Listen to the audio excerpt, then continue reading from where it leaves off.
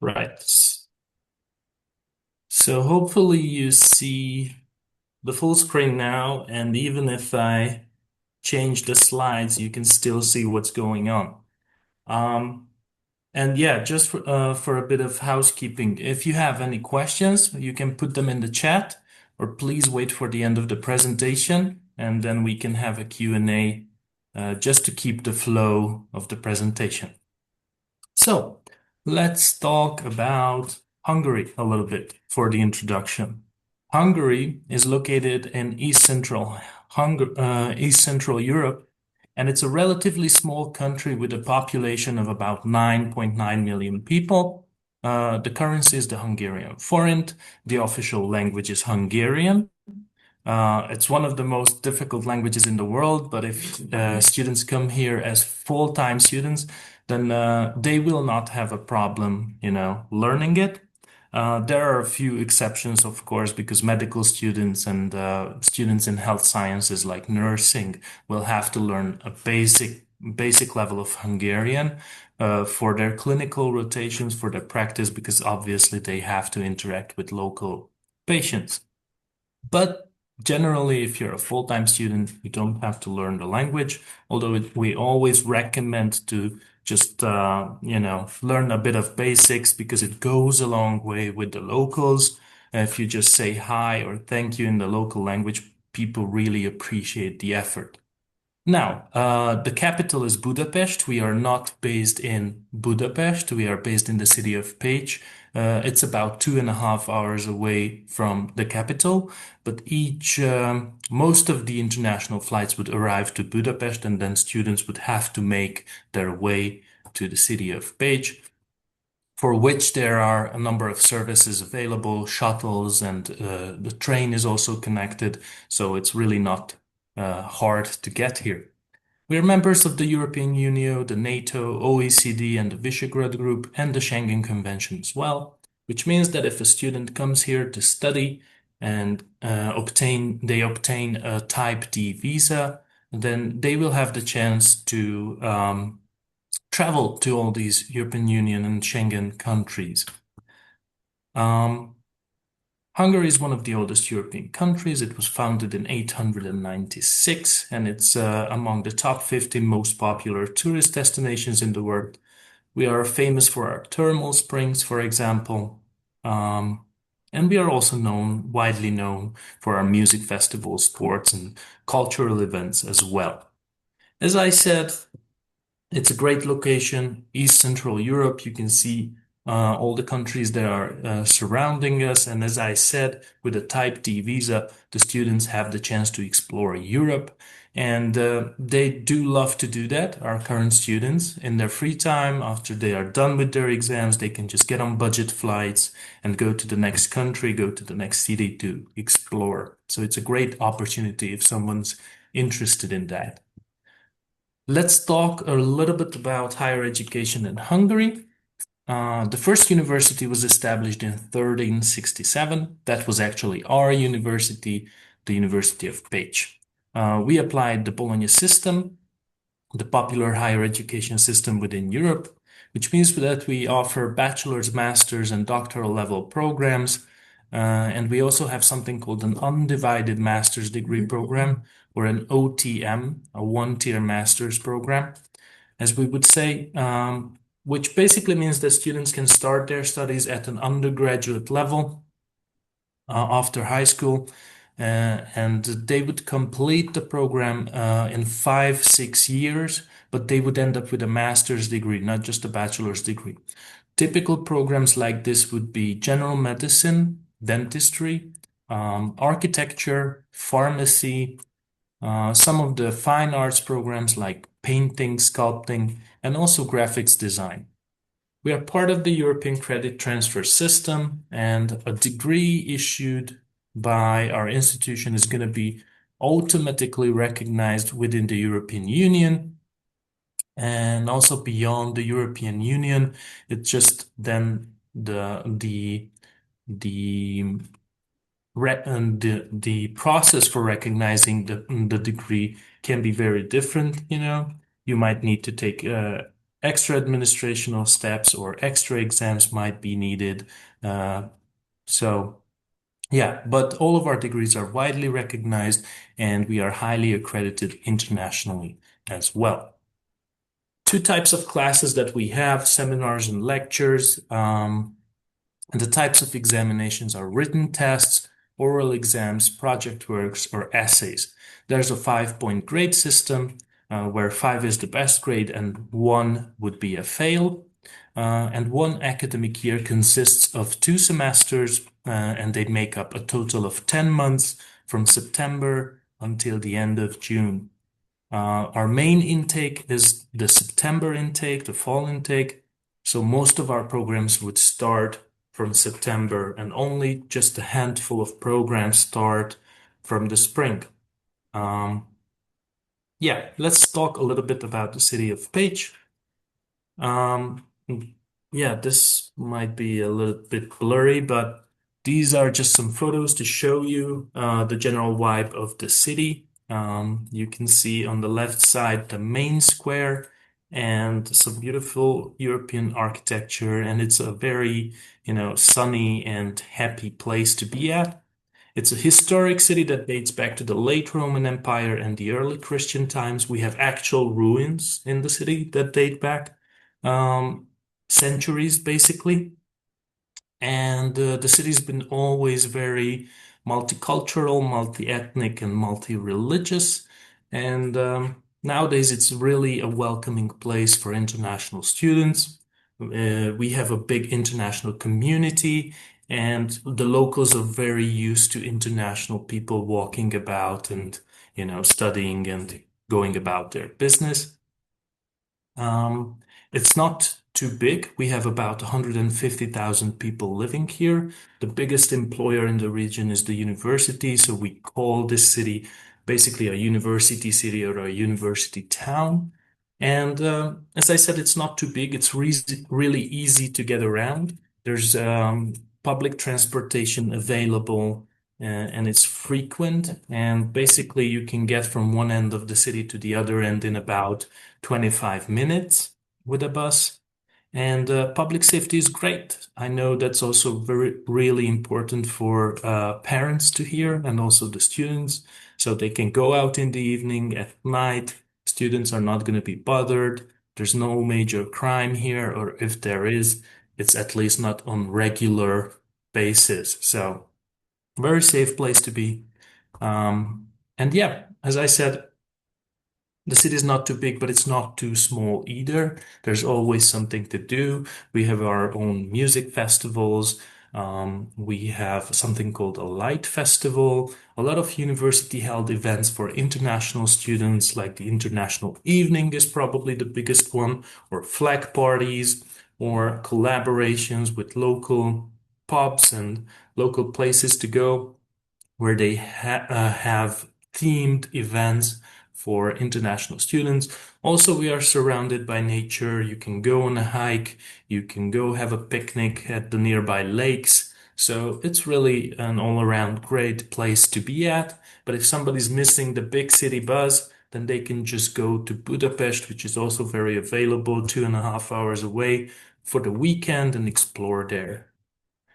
So let's talk about the university itself. And I brought you some numbers. As I said, the university is the oldest university in the country, has more than 650 years of history. We have 25,000 enrolled students currently. That's the total number of students, out of which, and that's old figures, sorry about that, but 5,700 are the actual numbers of international students, and they come from 146 sending countries. So it's very diverse. We usually say wherever you come from, you will find someone from your own country or at least the same region. but you will also have the chance to meet other people and learn about other cultures as well. So if students are interested in that, it's a great opportunity. We also have more than 40 years of experience in, and that's a mistake there, a typo. Sorry about that. Not higher education, obviously, because we are hundreds of years old, but in English taught international education. It all started at our medical school in 1984. Pécs is ranked 14th among Europe's best student cities, according to Campus Advisor in 2024. Also, in the same year, we were selected as the most affordable European student city by the same website. We were also just recently ranked as the best Hungarian university in two categories, according to the QS World University Rankings, learning experience and international students. We have 10 faculties, 28 of our own clinics, and 8 dormitories located in the residential area of Pécs. We also hold a number of international accreditations, for example, in business administration, also in the business master's programs nowadays, in architecture, and the medical school, as part of the Medical Board of California and the World Federation for Medical Education as well. So as I said, we have 10 faculties. You can see them here.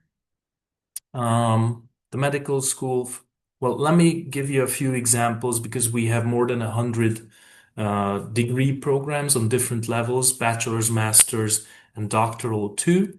And let me give you just a few examples of the programs that we offer so you have a general picture of it. So for medical school, general medicine and dentistry are obviously the most popular ones, but they also offer biotechnology on a master's level. Then we have the Faculty of Humanities and Social Sciences, where you have a lot of programs, but the most popular ones would be psychology, communication and media science, international relations, and maybe social work, social policy. Then we have the Faculty of Business and Economics. They only have one bachelor program in English, which is Business Administration and Management.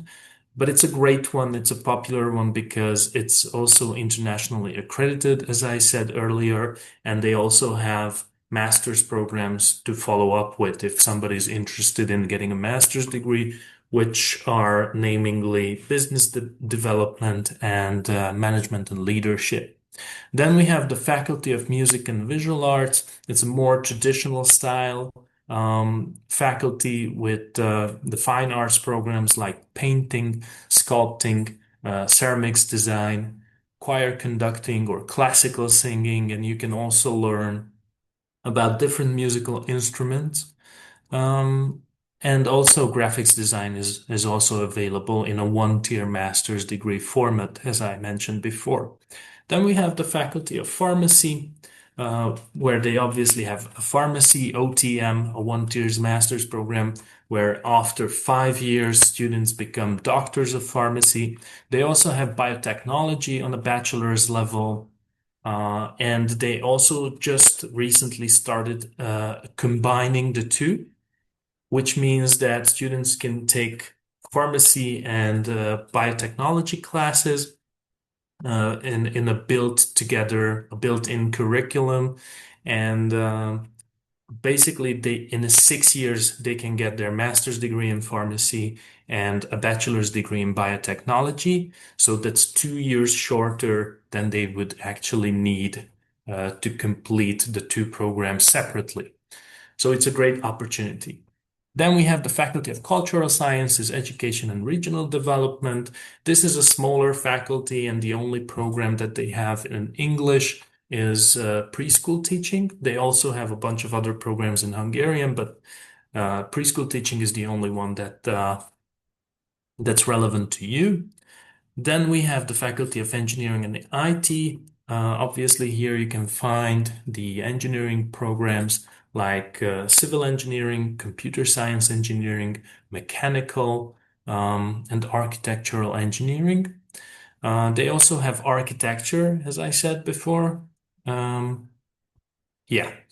Then we have the Faculty of Law. It's a bit of an odd one because they don't offer courses on a bachelor's level, but they have a master's program called International and European Law, and they also offer doctoral programs like International Law.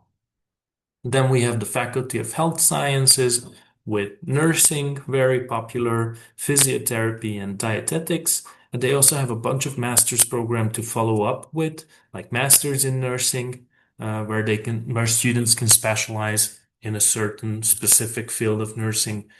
Um, Complex rehabilitation, sports management, sports coaching, and so on, nutrition as well on a master's level. Then we have the Faculty of Sciences at last, and they have the more pure science-based programs like physics, biology, chemistry, earth sciences, and so on. And probably the most popular program that they have is computer science, of course. So, we are a multi-campus university, as you could see on the previous slide, because all these different buildings, they look very different. So we are not an American-style campus university where you have everything at the same place, but the whole university is spread out across the city. So the different faculties are located at different spots. But they are also very well connected to the local infrastructure. They are generally located in these hubs where you have everything like restaurants, public transportation, shops and malls and all that. So students can really get a feel of the city, and a lot of the things that they would need in their everyday life is available very close by. So, don't want to spend too much time here. This is just a few more numbers for you.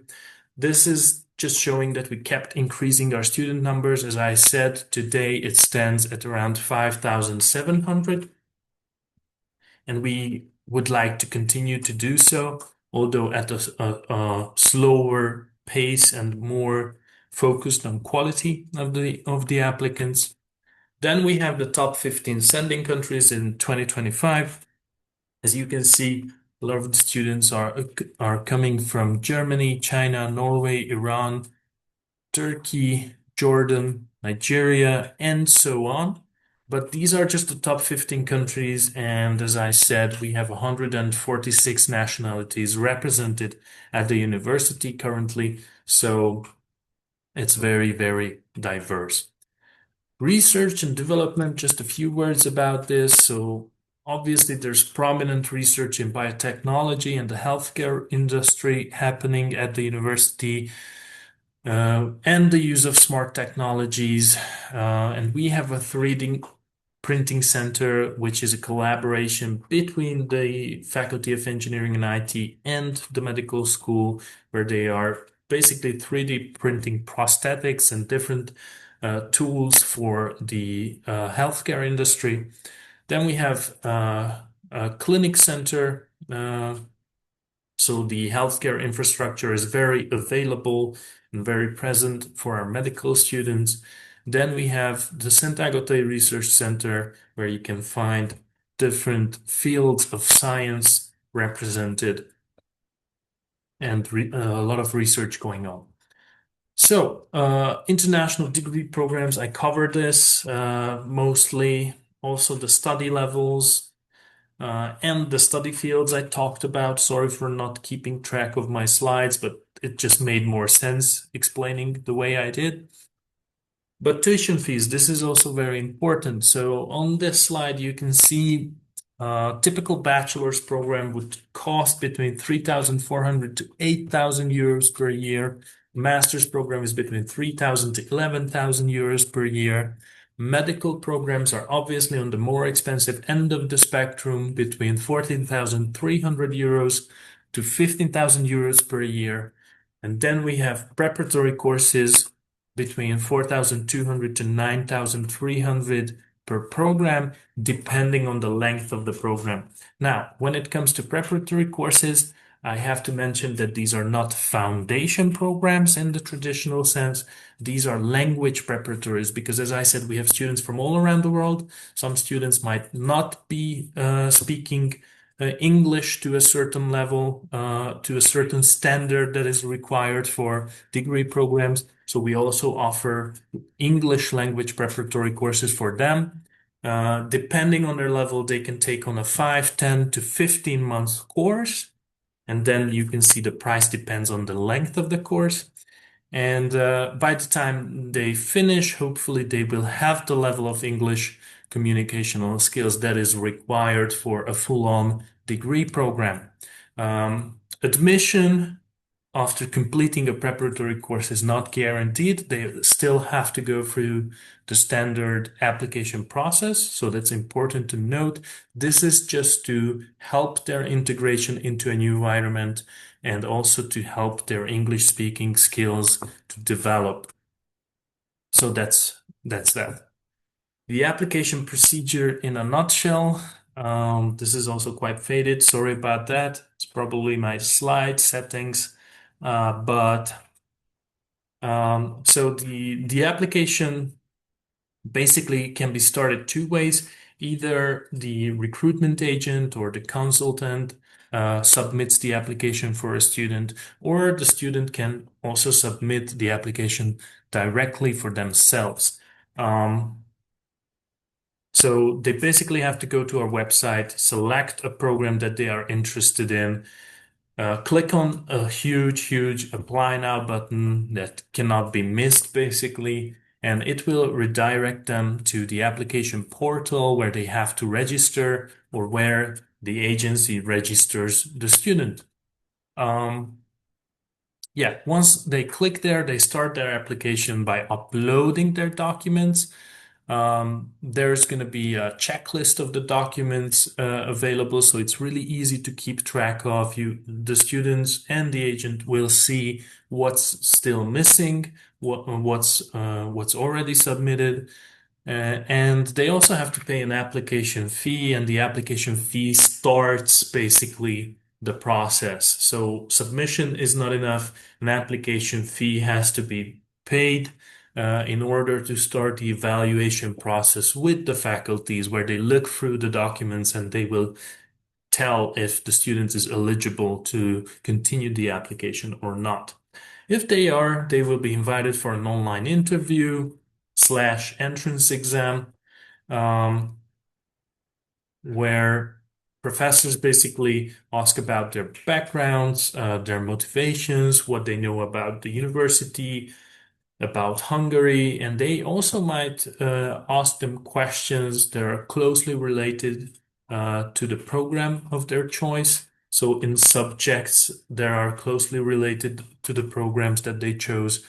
So for example, if someone applies for medical school, then obviously they would have to answer questions related to biology or chemistry. Somebody applies for business, then it's probably going to be more on the mathematics side, or asking them real life business examples and what's their opinions on it, stuff like that. So it's a general interview, but at the same time, they test the knowledge of the applicant somewhat, to some extent.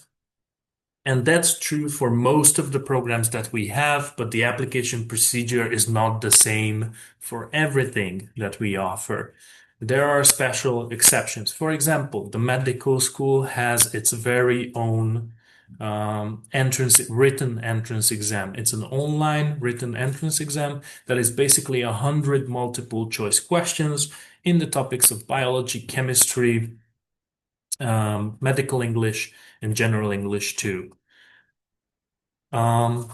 For the business bachelor's program, students will have to take a mathematics test just to test their knowledge and just to make sure that they can keep up with the mathematics of the program, because a lot of the subjects that you will find in the curriculum are rooted in mathematics, like macroeconomics, microeconomics, statistics, and all that.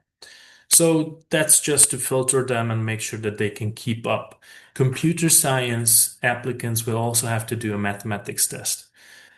These are the programs that would require them to do to complete a written test. All the other programs do not require them. They just have to, they will just look at their documents, their GPA, maybe a motivational letter or a personal statement is going to be required, and they have to do the interview. For some of the more creative programs, a portfolio might also be required. For example, arts programs, obviously, but for architecture as well, because they have to show their genuine interest and their passion for the subject. So photos that they took maybe on holiday or drawings of buildings can be accepted. So things like that. It doesn't have to be a professional portfolio, obviously, at an undergraduate level. But just their passion and interest for the subject has to be shown. So yeah, let's say they passed all their exams, may it be just an interview or the written exam. Then they will be sent a notification about the tuition fee, and most of the times they have to pay the first academic years, the first two semesters tuition fee, or sometimes the first semester's tuition fee. And once they do that, and once the payment is confirmed on our side, they receive the letter of acceptance, which is the single most important document that they need for their visa applications. So that's the process in a nutshell. Um, yeah, let's talk a little bit about entry requirements. Everything's available on our website in a very, very detailed way, but let's just generally give you the idea about it. So, as I said, we see students from all around the world and we see all kinds of curricula. International curriculums are obviously going to be accepted. May it be an IB diploma or British or American curriculum or whatever. But we also accept national curriculas as well. The point is, and the general rule is that the student should be eligible to apply for higher education in their own country. So their level of education in high school should be at a level which allows them to apply for higher education. Well, on the screen or on this slide, you can see different combinations of certificates and different levels that we expect. Also on the next slide, you can see that as well. And also the language requirement is there. So upper intermediate level of English is generally required. We accept all kinds of language certificates. As you can see, just a few examples here, but on our website, you will see a more extended list of them. So an IELTS 6.0 is going to be needed. If you can see TOEFL, Oxford, Duolingo English test is also accepted from a certain score. Not every faculty requires a language certificate. So I know there's a lot of buts and ifs in what I'm saying, but that's why I'm here to explain it to you. And also, if you have any questions or doubts, then you can always reach out to me just to clarify. But as I said, not every faculty needs a language certificate. The medical school says we will assess our applicants during the application procedure. That's why a large portion of the written test is based on English. As I said, medical English and general English is tested. And also during the entrance interview, they will obviously talk to the student and check their communicational skills. So that's also something. So the medical school does this, the faculty of engineering, the faculty of pharmacy, and I believe health sciences, but all the other faculties generally do require a language certificate, but they also do accept an MOI, a medium of instruction certificate. So if the student's previous studies in high school were held in English, if the student was taught in English, then that can be also accepted. One exception from this, and I'm sorry with all the exceptions, is the Faculty of Humanities and Social Sciences. They don't generally accept an MOI. All right. Um, yeah, employability is also very important for the outcomes of these students and applicants. 80% of our respondents found a job immediately after graduation or within a couple of weeks. This data is from 2024. Usually the percentage moves between 80 to 90%. Um, yeah, and it's also important to note that graduates or those who are about to graduate can also apply for a study to work residence permit here in Hungary, which allows them to stay in the country for 9 months. And in those 9 months, they have to find a job or start a company of their own if they want to stay longer. Now, this is a possibility, but this is not the typical way our students would go about it. Um, they would generally go back to their own country and start a career there, or go to other countries and start a career there. What's the difficulty in staying here? Well, it's the language barrier. Because as I said, if you come here to study as a full-time student, you're not going to have any problems. The locals are very used to the presence of international people. The older generations don't usually speak English for historical reasons, but the younger generations do. But yeah, everybody's really friendly about international, so there's not a problem there. They can do their everyday business shopping whatsoever without Hungarian. If they want to find a part-time job or a job after graduation, then language barrier becomes more of an issue because it narrows down their choices. So students who would choose to stay here, they would generally go to Budapest, the capital, because that's where most international companies reside and they are hiring speaking staff. So that's also an option. But I'm just saying, generally, students would go to other countries, whoever graduates here. Um, yeah, and this is just to show you, there's not a lot to talk about here. It's just to show you that some major companies um, where our graduates work. Let's talk a little bit about living costs and accommodation, of course. Well, the average living cost would be around 600 euros per month, and that would include accommodation with utilities, um, food, entertainment spendings, and transportation spendings as well. This is just an average, so it can be less and it can be a lot more depending on the person and depending on the conditions. Obviously, a large factor uh, in this is the accommodation and also the entertainment spendings of the person, how much they go to restaurants, how much they cook for themselves. It's also a big factor.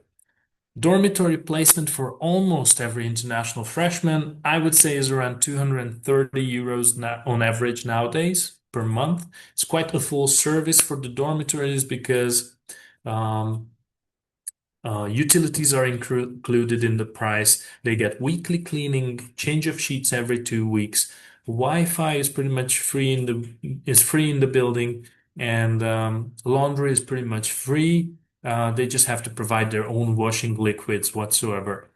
Um, but it's shared dormitories. I also have to note that. So every student would have one roommate from the same gender, of course. Um, so yeah. And almost is a very, very important word because we have limited spaces. So we have to prioritize visa obligated students. So anyone who needs a visa is pretty much going to be guaranteed a dormitory placement, except for medical students, because we also find that most of the times medical students tend to move out from the dormitories quite shortly after arrival because they prioritize their own ability to study and their own privacy. Because, as I said, these are shared dormitories, and medical students obviously have to study a lot. And if somebody studies all night long and they have a roommate who wants to sleep, that can cause some conflicts. So medical students generally would prefer renting an apartment.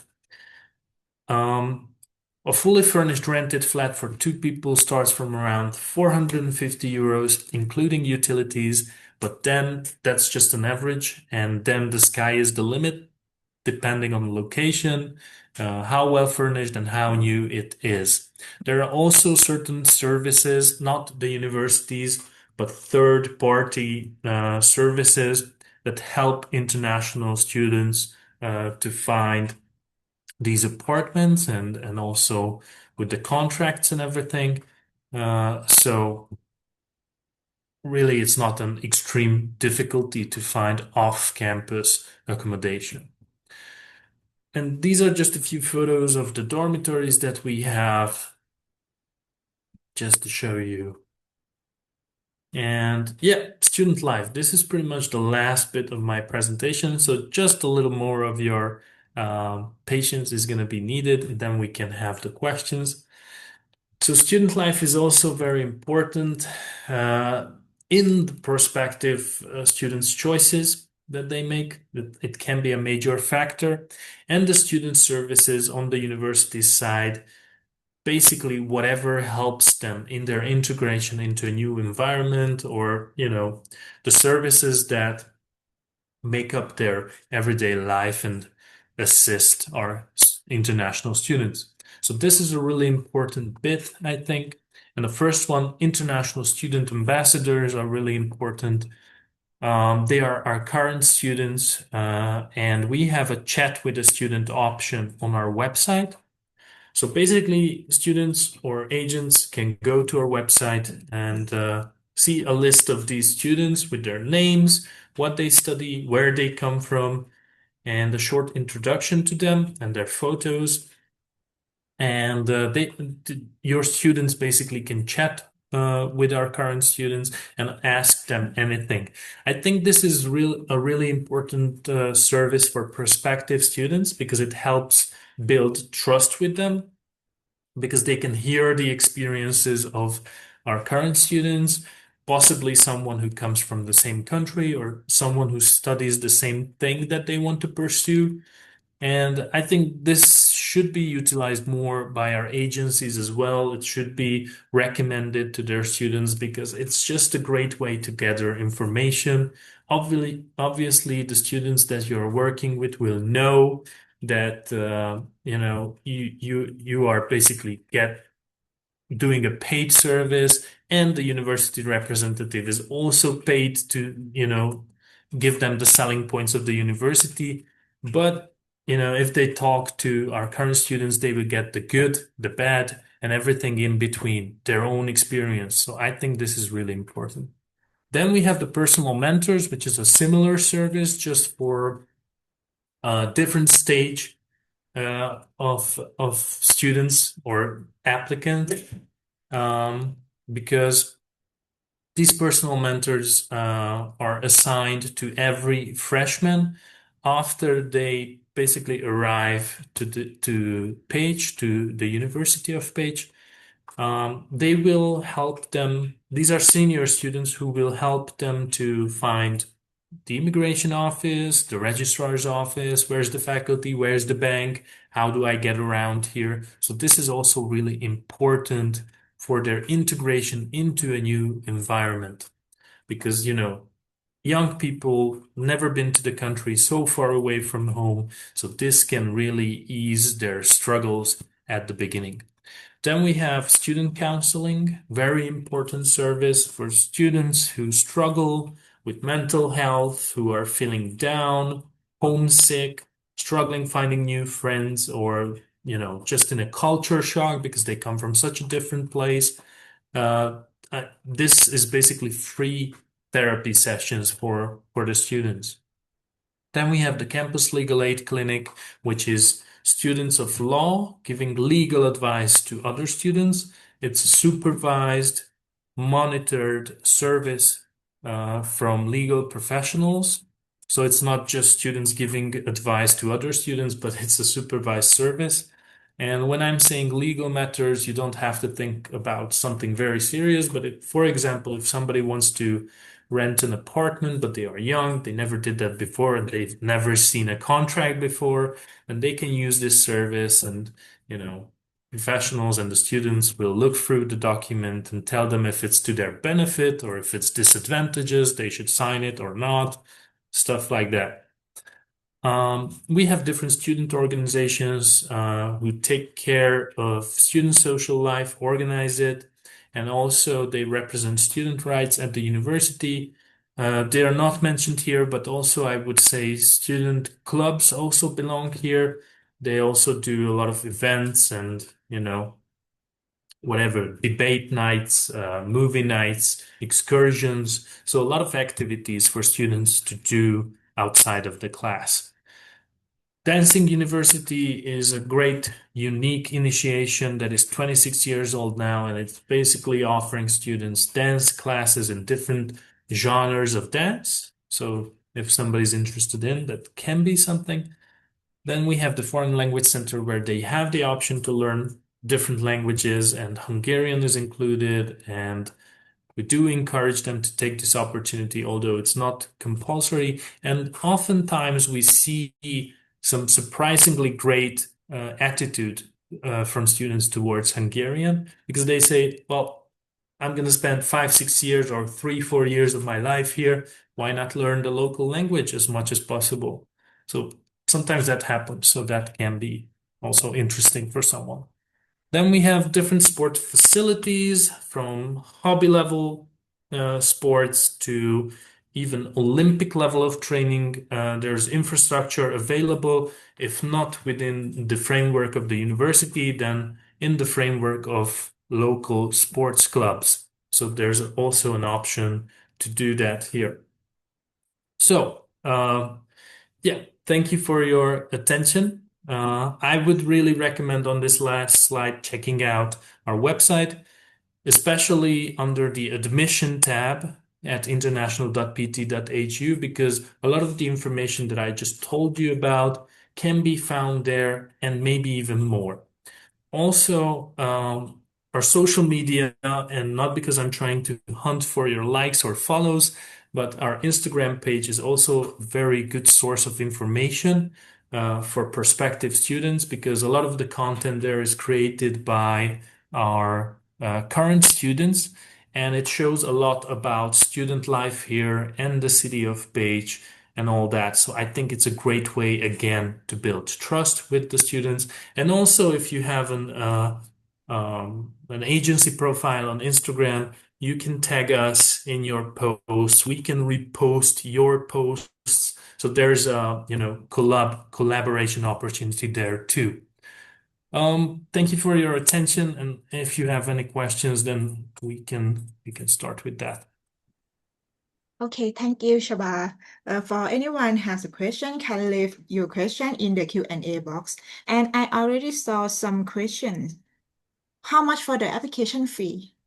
Yeah, thank you for the question. The application fee is dependent on the faculty, so it can be different from faculty to faculty, but it usually moves between 100 to 200 euros or dollars, where whichever they ask for at the faculty. Okay, so as you mentioned earlier, there are some online interview or the entrance exam. So this is for all level or all major? This is for everyone. So everyone goes through an online interview. It's just not everyone goes through a written test. But the interview is for every applicant. Mm, okay. And I saw you accept GED qualification.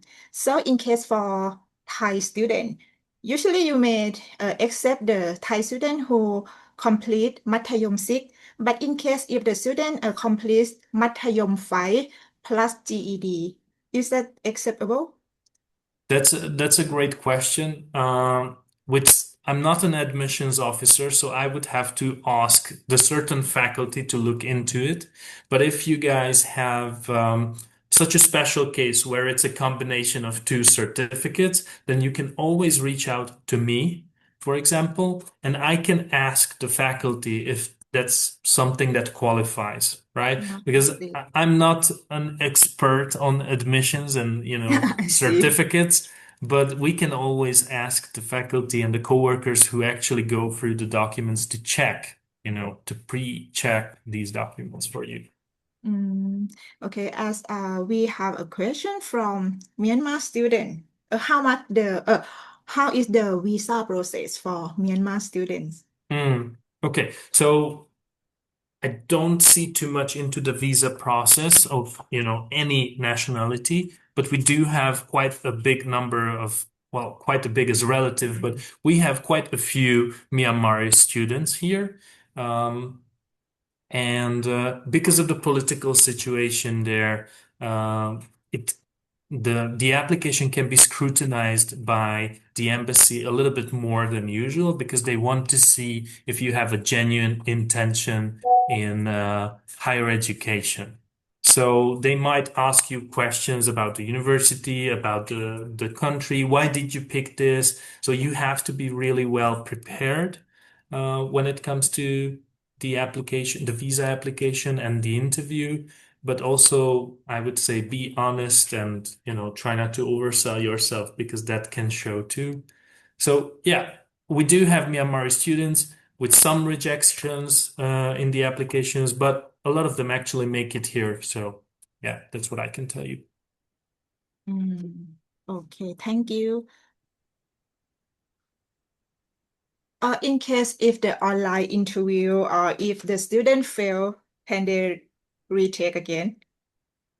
Yeah, that's a great question. I'm not sure. I don't think they can retake the interview, to be honest. At the medical school, they can retake the written exam 2 times, that's for sure. But the interview, I believe, has to be what it is for the first time. Mm. How do you accept MOI? Yeah, we do accept an MOI. The exception is the Faculty of Humanities and Social Sciences, but Ah, other faculties do accept an MOI too. mm, mm. Do you have the age limit for international students? Age limit. Yeah. Um, so there's no, okay, not really.